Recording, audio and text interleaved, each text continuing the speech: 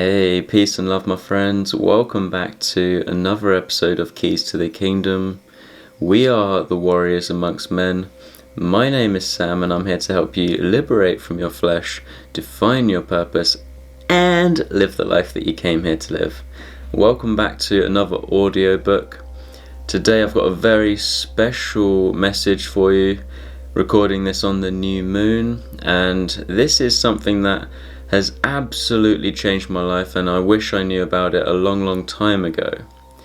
And in fact, this is something that I did unconsciously without knowing the full depth of it a long time ago, but now I've realized that it's actually a ritual that you can do, and I'm going to be putting it into a ritual for you in part 2. And what I'm talking about is calling on God for judgment. We're calling on God for judgment. And in part 2, we're going to be doing the meditation and the ritual for this to actually take place. And I'm going to explain in this video what that's all about. And I'm going to be sharing with you some insights, some powerful insights into this world. And you might be thinking, well, how is this relevant to your work, Sam? Because how does this link to purpose, right? Well, I'm here to give you occult knowledge. And what I am in the process of doing is creating videos that are pretty much lessons, almost like creating a school. So the initiates, the light workers that wish to become initiates into occult knowledge, that word occult just means hidden, so that the initiates, you guys, me as well included, so we can have a whole library of information that are the keys to the kingdom, right? The secret knowledge that the, hidden hand knows, right? The 1%ers know. But lucky for us, we are the 1%ers, right? Because we're the ones in the know. And today I've got another key for you. And this links to our previous video when we spoke about Jesus Christ. And I'll explain how this links with it as we move into the video. And I'm not actually going to post part 2 until the full moon, because you guys know that I like to do my meditations on the full moon, and I'm also going to be creating a whole library of meditations. And this meditation in particular is not to be taken lightly, because once you do this meditation, there's no going back. So a warning. And this is also why I'm waiting till the full moon, because like I said, it's the new moon whilst I am making this now. But the reason why I'm waiting is because you might need some time to think about this. Right, you got to take this seriously, because there's no going back. Although saying that, it's better to do this on earth with your eyes open than to carry your burdens into death. You do not want to carry your wrongs, if you will, into death. So what I'm talking about here, so let's bring some clarity, let's break this down and illuminate what I'm talking about. Let's shed some light on this. So what we're doing, calling on God for judgment, is we are balancing the scales. Right now you live in a world, this matrix is based in polarity. It's based in positive and negative energy, right? And the key to this reality is not about being positive all the time. It's not about being negative all the time. It's about finding balance. And throughout your life up to this point, you may have hurt people. How many deaths have you caused versus how many lives have you saved? Why do you think the enemy on this planet, or what's promoted on this planet, in this backwards inverted dimension, is eating animals? Because look how much death people are causing every single day. And even if you think that we should be eating meat, even just in small portions, in the wild or whatever. I personally don't think it's necessary. I don't think we should be. I don't think our bodies are made for it. But even if you do, then look at the scale of death we're creating. People are having it 3 times a day. It's not like it's just some luxury thing. It's turned into some absolute greed and disgusting way of living, isn't it? And like I say, I don't think our bodies are even designed to eat meat. Look at our intestines. They're not like, we're like herbivores, not even omnivores, not even. That's why we have to cook our food. But again, that's another subject for another time. The point is, it's out of balance, isn't it? And this meditation that I'm going to share with you is about rights and wrongs, right? You got to right your wrongs. This is about clearing your debts, right? Have you got debts that are unpaid, right? This is about forgiveness. This is about letting go of regrets. This is about acceptance of where you are. This is about wiping the slates clean. And you might think, well, why is this important to do right now? Well, first of all, this is one of the missing keys to the law of attraction. So what I'm talking about right now is, if you want to become a light worker, then you need this sort of information. You need to do this because the world, as you can see, is unbalanced, right? And because now there's the ability to censor information, and it's always been around, they've always been manipulating information, but obviously we're in the information age, so many of us are coming into new information, and we're going through this massive awakening. But you guys know that there are Satanists on this planet. There's so many people working for the negative force and causing death and destruction and manipulating society. There's way too much suffering on this planet. It's out of balance. How many occultists out there are working for the light? That's my question. How many? Do you know anyone apart from me? And you? Well, that's why I'm here, because I feel that the world is out of balance, and for it to be in balance, if you have a calling to work for the light, then that's something that we must do. And it's also important to not be overly giving and overly positive. It's important to find that balance, and within that balance you find who you are, and that's where your power is.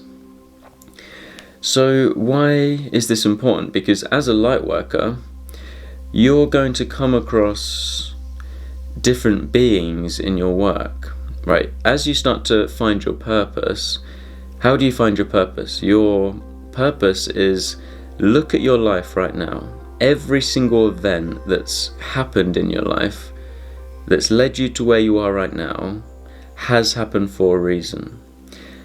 Right, let me explain. If you were trying to put pieces of the puzzle together in your life to find your purpose, you need to look at every single event that's happened in your life and ask the question, why has it happened? Is it fate that it's happened? For example, my partner Jade, she's a Master 11 numerology, you guys know, and she's a Master Intuitive. She was born into a house, and she grew up in a house that was haunted. There was actually a portal open in her house. So she grew up seeing demons, she grew up seeing ghosts and entities, and waking up in the middle of the night screaming because she could see. Remember, when you're a child, your third eye is wide open, you can see into different dimensions. And she's been through so many different experiences, and you've got to ask the question, why is it happening to her? Why is it she doesn't want children? Because if you, for example, if you're an exorcist, then you don't want to be having children, or at least your children want to be grown up and left the house. Because these entities, they are real, and I know we don't like to admit this, but we're supposed to be the awake ones, remember? You know, if you actually do any studying on the subject, you'll find out they are true. Go and watch some YouTube channels like Slapped Ham or Mr. Ballin or Nuke's top 5, where they always talk about ghost stories and stuff, and sooner or later you'll come to realise that, yeah, it's an irrefutable fact that these beings are real, and just by noticing that visible light is only a small band of frequency, we can tell this is real. Look at all the New Agers that have ran back to the church because they have come across demons after dabbling with this occult knowledge, trying to use the law of attraction, meditating, talking with spirit guides, using tarot, astrology. We're doing all these things and then we come across entities. Why? Because when you start learning this knowledge, you light up, right? I'm an occult teacher, so what I'm sharing with you is how to live the life you came here to live. I'm sharing with you information that amps up your energy so that you can become a potent source of creation. So you become like a Kalpavitra tree, right? A wishing tree. So what you start talking about, you bring about. What you start working on starts to manifest fast. We're about awakening the chakras, right? This is some important stuff. So if you're doing all this, you need to know that we live in a world of polarity. It's not all rainbows and sunshine, if you haven't noticed by now. It's not so easy out there, and many of us, the reason why they're running to the church is because New Agers, they don't address this, and then they start with the law of attraction, they find demons, then who else talks about it but the church? There's even some exorcists that don't believe in demons, and you're like, well, hang on a minute, you believe in God but you don't believe in the devil. That's weird, isn't it? And so the reason why is because when you're amping up your energy, you can be seen in different dimensions. And so many of us were attracting astral parasites or lesser demons, ghosts. There's loads of different types of entities out there, even intelligent, complex demons, if that's what you want to call them. At the end of the day, it's just negative energy and positive energy even taking different forms in the cosmos beyond visible light. Sometimes they even amp up and you can see them in this dimension, as you'll see as time goes by. But one of the missing keys to the law of attraction is being able to clear unwanted energies, right? You know that the law of attraction states you do not attract what you want, you attract what you are. And like Nikola Tesla says, you are energy, frequency and vibration, right? If you want to understand the universe. So your energy is your currency, and what your currency is what you currently see. But like I always talk about, your currency, your energy can be manipulated, right? And that's what is happening if you've got an astral parasite. You want to attract something, but it's just not happening. Why is it not happening? Is it because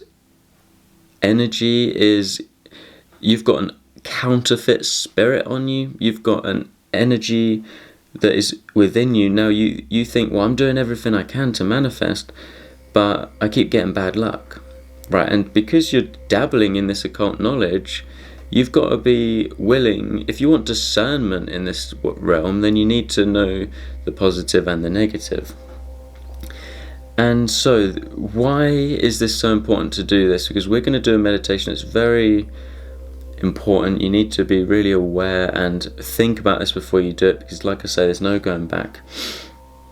But basically, when you're dealing with these entities, you need to realize what your own weaknesses are, because if you're going to start helping people and being a light worker, clearing these energies out and helping to restore the balance, because there is obviously divine beings that keep this realm in balance, like the angel of death that goes round and scours the planet and takes life. And obviously it's not a negative thing, it's just part of life. Otherwise we'd just be overpopulated, it would be crazy, right? Death's a natural part of life. There are divine beings, but they also need people on the inside to wake up, right? They need us to help shine the light for others to follow. That's why we need exorcists, right? And we need to have there needs to be some of us that have direct connection with these beings and know what's going on in the unseen realms within this matrix. And that's what I want to be doing. I want to be helping, and I want to, like I say, I want this to be a library of information so that you guys can also study the inner worlds and the inner vision. Like, these are basically your healing powers, right? And this links to what I was talking about yesterday with not yesterday, in the last video, of the crystals, right? The crystal body, right? Because your body is a crystal, right? And a crystal is a transmitter, receiver, amplifier of energy. So just like your breath goes in and out, you've got to find that balance within yourself so that you're like your breath, right? This is why all the mystics talk about being one with your breath. But even that word crystal, look at the word crystal. It's basically saying Christ, all. Right, all of us are Christ, like I told you. And your body's made of a crystal. Your body is a wand, the wand body, you might call it.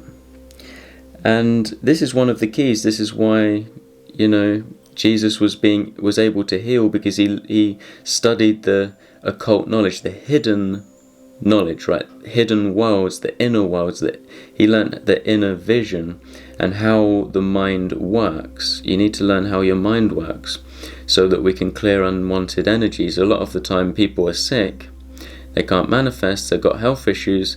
It's because there's stuff going on in the hidden, right? These entities around them. Maybe they are under some sort of curse or hex.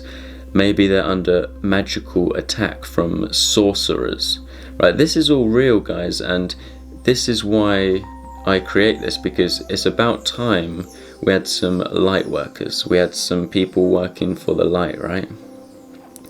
And so we're going to talk about this, and the meditation that we're going to do is going to help protect you, right? So let me explain why, because you need to know what your weaknesses are, and we need to wipe the slate clean, right? So if you have a weakness, for example, that you've got unforgiveness, right? You haven't forgiven someone, or you haven't right some wrongs in your life. If you're not in balance, spiritual harmony, remember, harmony is your currency.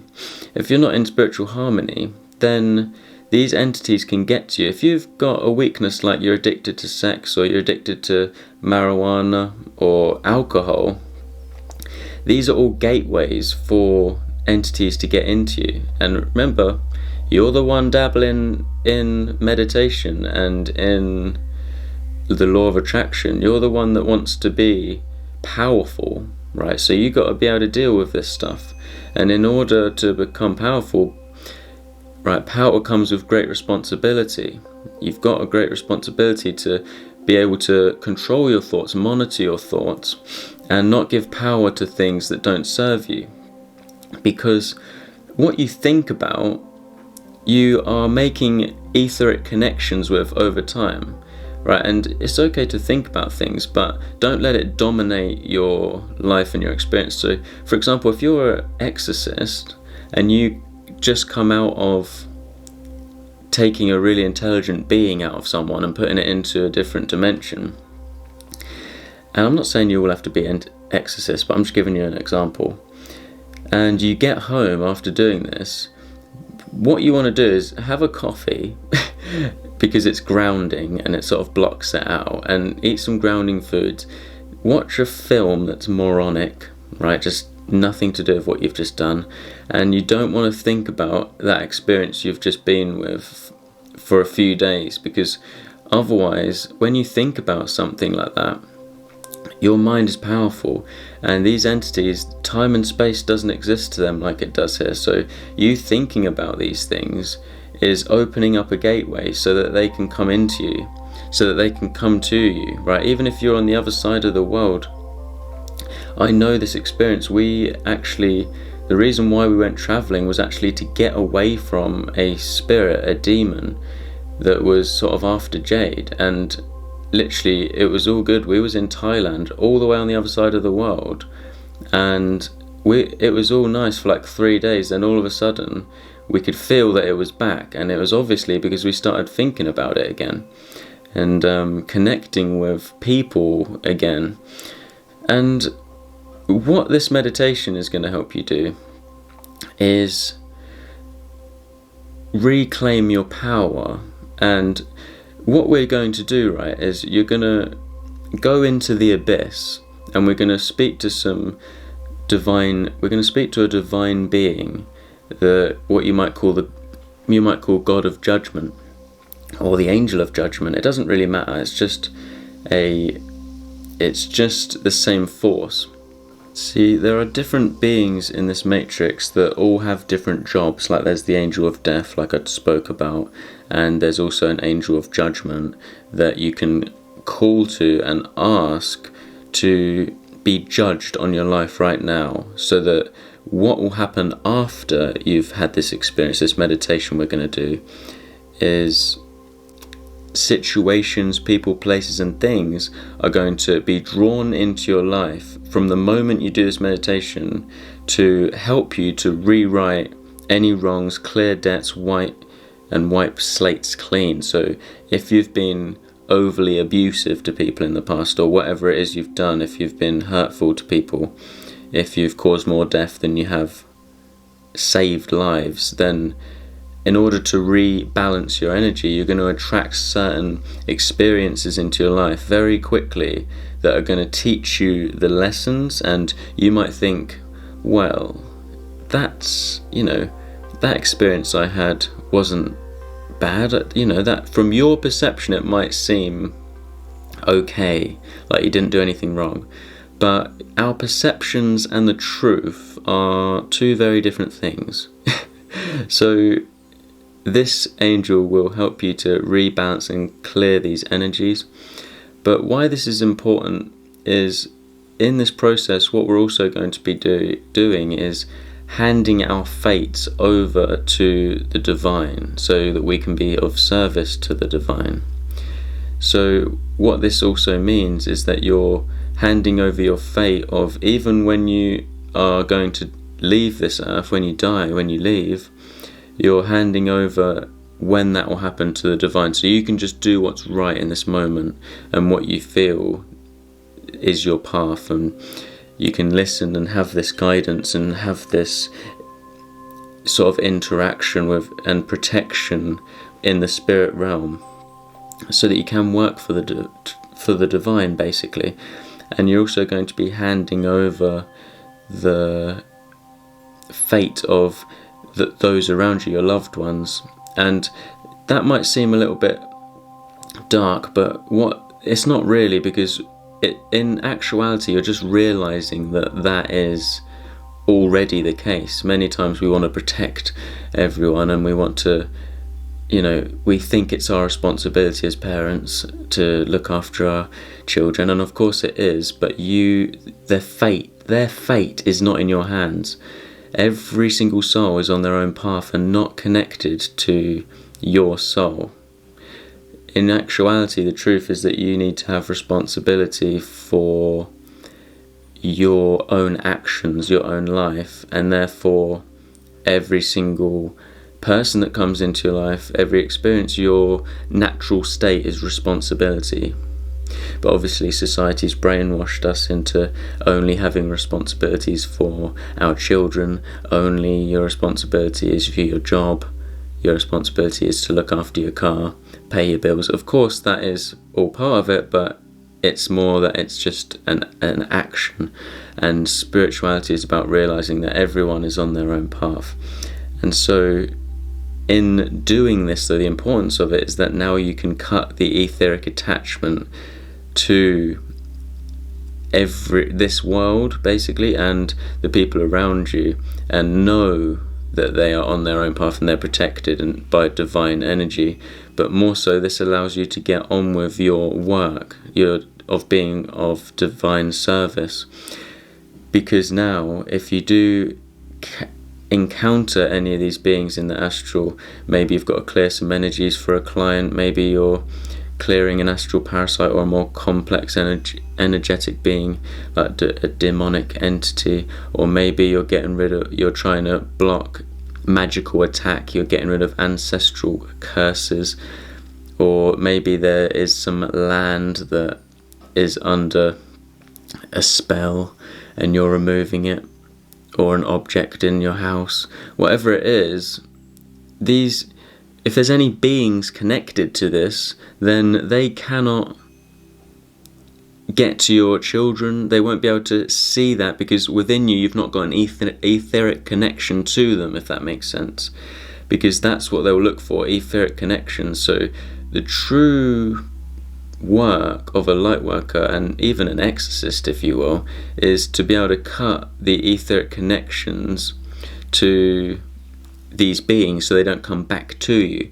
But along your path, like I say, you don't want to have any weaknesses. So the meditation we're going to do is to help cut etheric connections. We're handing over our fate to divinity so we can be of service to them. We're rebalancing our energies so that we can get on with our work, and so that we don't have to keep learning these certain lessons and taking lifetimes to do it. Just so, let's learn it all now, let's get on with it, and let's not take any of these burdens into death, like unforgiveness, regrets, and how we hurt someone and we never said sorry about it. And it's not as if you have to actually go and say sorry to that person or right that wrong with that person, but it's about giving back in some way. Or maybe you're a victim of something and you've never had any support, in which case you'll attract experiences where you can receive. Like I said, your body is a receiver, giver of energy, transmitter.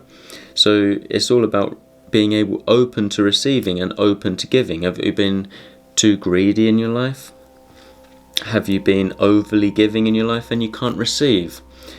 You've got to be able to give and receive, like a crystal, right? Because that's what you are. Your body is a crystal. So please let me know if you resonate with this. I know it's a lot to take in, and like I say, take caution going into this meditation if you want to do it, because it is powerful, it is life-changing, there's no going back, you can't reverse it.